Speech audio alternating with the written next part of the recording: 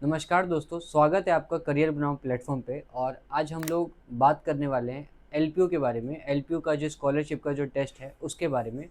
आप में से ऐसे बहुत से स्टूडेंट्स होंगे जो ट्वेल्थ दे रहे होंगे, और बहुत से ऐसे स्टूडेंट होंगे जो ट्वेल्थ दे चुके होंगे, और बहुत से ऐसे होंगे जो वेट कर रहे होंगे एडमिशन्स के लिए, रिजल्ट के लिए।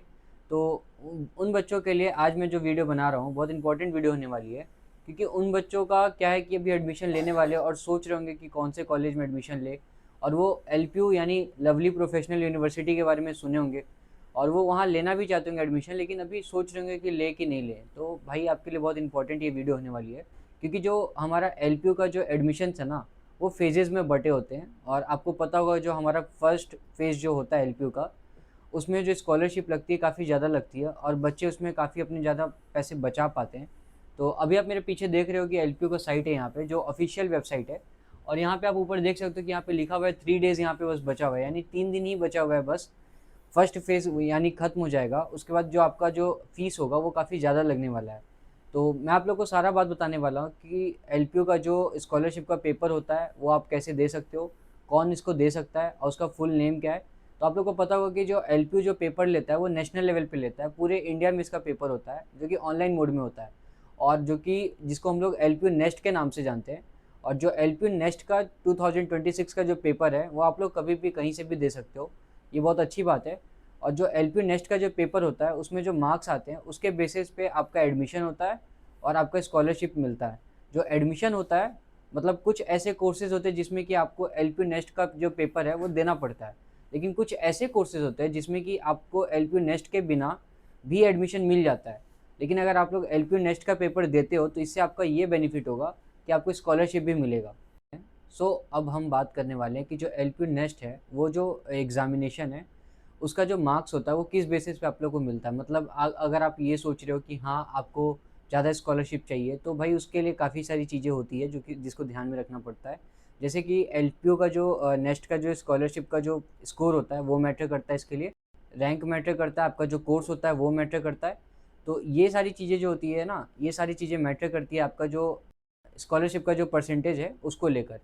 और हम ये बात करते हैं कि इसको कौन-कौन अप्लाई कर सकते हैं। तो अगर आप 12th दे रहे हो, यानी अगर आप 12th दे चुके हो और आपका 12th का मार्क्स आ चुका है, तो आप 12th दे के भी इसको अप्लाई कर सकते हो।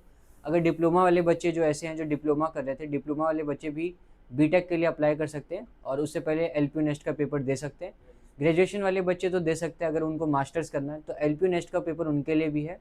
सो ये सारे जो बच्चे थे ये अप्लाई कर सकते थे, एलपीयू नेस्ट का जो पेपर है वो अप्लाई कर सकते हो आप लोग। और जो एलपी नेस्ट का जो पेपर होता है उसकी जो चार्जेस की बात करूँ मैं, तो 1000 रुपीज़ इसका चार्जेस है। और जो ऐसा नहीं है कि आप लोग बस ऑनलाइन ही दे सकते हो, अगर आप लोग चाहते हो कि ऑफलाइन कॉलेज में आके भी अगर आप लोग पेपर देना चाहते हो तो आप लोग कॉलेज में जाके भी पेपर दे सकते हो।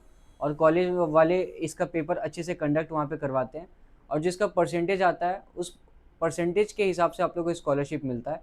सपोज़ करो अगर आप फेज़ वन में पेपर देते हो तो फेज़ वन का जो आप लोग का रिजल्ट होगा, उस फेज़ वन के हिसाब से जो आप लोग का जो परसेंटेज बनेगा ना, उतना फिर आपका जो लेस होना होगा वो ट्यूशन फीस से लेस होगा। तो कुछ इस तरह से एलपीयू नेस्ट का जो पेपर होता है ये कंडक्ट कराया जाता है, ये होता है। लेकिन अगर आप लोग लेट करोगे ना, तो ये जो आप 3 डेज़ यहाँ पे देख रहे हो ना, अगर आप 3 दिन के बाद अगर इसको अप्लाई करते हो तो जो आपका 3 दिन के बाद होगा वो फेज़ टू स्टार्ट होगा। तो जो आपका जो ट्यूशन फ़ी होगा ना वो काफ़ी ज़्यादा कम नहीं कर पाओगे, क्योंकि आपका जो फेज़ टू होता है वो ज़्यादा फिर कम अमाउंट में ही फिर उसको कैलकुलेट किया जाता है। सपोज़ करो कि अगर आपका 40,000 अभी ट्यूशन फ़ी है, तो फेज़ वन में 40,000 से ही आपका जो परसेंटेज होगा वो देखा जाएगा। लेकिन अगर आप फेज़ टू में पेपर देते हो तो फेज़ टू में अगर ऐसा होता है कि वो कम कर देते हैं उसको, यानी ट्यूशन फ़ी लगभग 30,000 मान के चलते, तो 30,000 से ही फिर कैलकुलेट किया जाएगा परसेंटेज। कुछ इस तरह से मतलब फ़ेज़ेज़ का यहाँ पे डिवीज़न होता है। तो आप ये इन बातों को ध्यान में रखना, और मेरा एक सजेशन खुद से ये होगा कि आप जितनी जल्दी अप्लाई करोगे उतना आपका ट्यूशन फ़ी कम होगा, क्योंकि कहीं न कहीं ये डेट्स ख़त्म हो रहे हैं और फिर आप लोग को बाद में प्रॉब्लम होगा जब ज़्यादा ट्यूशन फ़ी लगेगी। और एक बहुत इम्पॉर्टेंट बात है, अगर आप लोग हमारे थ्रू यानी अगर हमारी कंपनी के थ्रू रजिस्ट्रेशन करवाते हो तो आपको 50% का यहाँ पे कूपन कोड मिलेगा, और आप लोग ईज़िली अपना 500 रुपीज़ इसमें कम करवा सकते हो और पेपर दे सकते हो। और हमारी कंपनी की तरफ से फ्री काउंसलिंग होगी, फ्री गाइडेंस मिलेगी। सो ध्यान में रखें इन बातों को। बाकी सारी चीज़ें आपको लिंक में डिस्क्रिप्शन में सब कुछ मिल जाएगा। कमेंट सेक्शन में भी मैंने पिन कर दिया है, वहाँ पे भी आप देख लेना। सो आई होप आप लोगों को ये वीडियो सही लगा होगा, और कमेंट करना मेरे को, और भी अगर कोई डिटेल वीडियो जाननी हो अब हमारे कंपनी पे सारी वीडियो आने वाली है, आप लोग की सारी क्वेरी यहाँ पे मैं यहाँ पे सॉल्व करूँगा और रेगुलर रहूँगा। सो आई होप आप लोगों को वीडियो सही लगा होगा। वीडियो सही लगा तो प्लीज़ चैनल को सब्सक्राइब करना और मिलते हैं नेक्स्ट वीडियो में। तब तक के लिए गुड बाय।